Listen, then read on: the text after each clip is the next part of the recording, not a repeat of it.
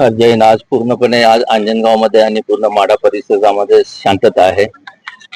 सगळ्यांनी सहकार्य केलं. येथील नागरिक, येथील समाज, प्रशासन, पोलीस, रेव्हेन्यू, भूमी अभिलेख, काही सुज्ञ समाजकारणी आणि राजकारणी यांनी सगळ्यांनी सहकार्य केलं आणि त्यामुळे मागच्या 3 दिवसापासून इथे जो किंचित तणाव निर्माण झाला होता तो आज पूर्णपणे निवळलेला आहे. इथे जो वाद निर्माण झाला होता त्याच्यावर तोडगा काढण्यात आलेला आहे आणि कायद्याच्या चौकटीत बसेल अशा प्रकारे त्याचं सोल्युशन काढण्यात आलेलं आहे. यामध्ये अथकपणे माननीय पालकमंत्री आणि इतर माजी आमदार यांनी सुद्धा सहकार्य केलं. आता मला आशा आहे की येथील जनता एकोप्याने अशाच प्रकारे नांदेल आणि या गावामध्ये पुढची येणारी यात्रा आणि इतर सगळे सण एकत्रपणे साजरे होतील. मला अजून इथे सांगावं वाटतं की इथे ज्या प्रकारे काही घटकांनी बाहेरून येऊन शांतता बिघडवण्याचा प्रयत्न केला तर त्याच्या मागे फूस लावण्याचा प्रयत्न केला. यांचा नक्कीच पोलीस खात्यामार्फत शोध घेण्यात येईल.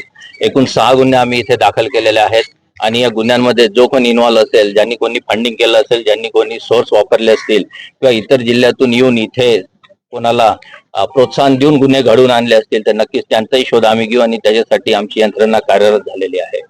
आज आम्हाला इथे विविध प्रकारच्या उपाययोजना 2 दिवसापासून कराव्या लागल्या. आम्हाला बाहेरून इथून पोलीस मुख्यालय मुंबईतून पाठिंबा मिळाला. तिथून आम्हाला मनुष्यबळ पुरवण्यात आलं. कोल्हापूर रेंजमधून इतर जिल्ह्यातून आम्हाला पोलीस मनुष्यबळ आणि SRPF आणावी लागली.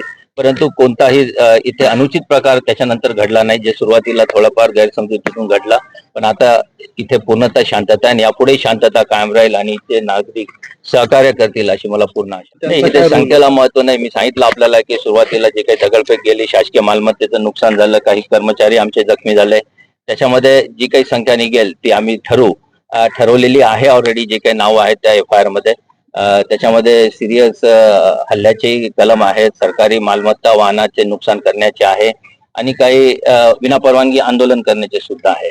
तर त्याच्यामध्ये व्हिडिओ आणि इतर फुटेजेस बघून आणि साक्षीदारांची जी काही माहिती आहे त्याच्याकडून आम्ही त्यांचे नाव निष्पन्न करू आणि काही नाव ऑलरेडी आमच्या पोलीस खात्याकडे, तपासणी अंमलदारांकडे आलेली आहेत. आम्ही तेच आपल्याला सांगितलं की विनापरवानगी आंदोलन ज्यांनी केलं ते सगळ्यांवर गुन्हे दाखल आहेत आणि उर्वरित अजून काही शिल्लक प्रक्रिया असेल स्टेशनदारीमध्ये आम्ही नोंदी केलेल्या आहे तर त्याचाही आम्ही मागोवा घेऊ. त्याच्यातूनही CCTV फुटेज आमचे इच्छा अधिकारी आणि SP पुन्हा बघतील आणि त्याच्यात गरज असेल तर नवीन गुन्हे सुद्धा दाखल करू. याच्यामध्ये ऑलरेडी शासनाचं एक GR आहे, त्याच्यामध्ये जिल्हास्तरीय समिती आहे, त्याच्यामध्ये डिस्ट्रिक्ट मॅजिस्ट्रेट म्हणजे कलेक्टर अध्यक्ष असतात, पोलीस अधीक्षक आणि इतर खात्यांचे अधिकारी हे सदस्य असतात.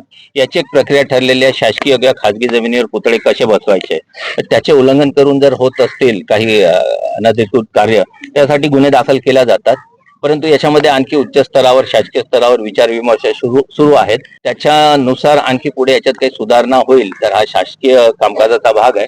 परंतु गुन्हे करण्यास मी पूर्वी सांगितल्याप्रमाणे जे काही फंडिंग होत असेल किंवा फूस लावत असतील किंवा शासकीय नियमांना तोडफोड करत असतील तर त्याची वेगळी कारवाई गुन्हे दाखल करून करण्यात येणार आहे आणि असे जे काही याच्या मागे आहेत त्यांचे काही नावं आमच्या सोलापूर जिल्हा पोलीस प्रशासनाला मिळालेले आहेत. नक्की मी मगाच सांगितलंय की स्थानिक गावकरी एकोपाने असतात पण जेव्हा बाहेरून कोणते घटक येतात आणि ते फूस लावतात तेव्हा अशा फूस लावण्याला किंवा चिथावणीला स्थानिक तरुण वर्ग मोठ्या प्रमाणात बळी पडतो आणि नुकसान त्यांच्या भवितव्याचं होतं.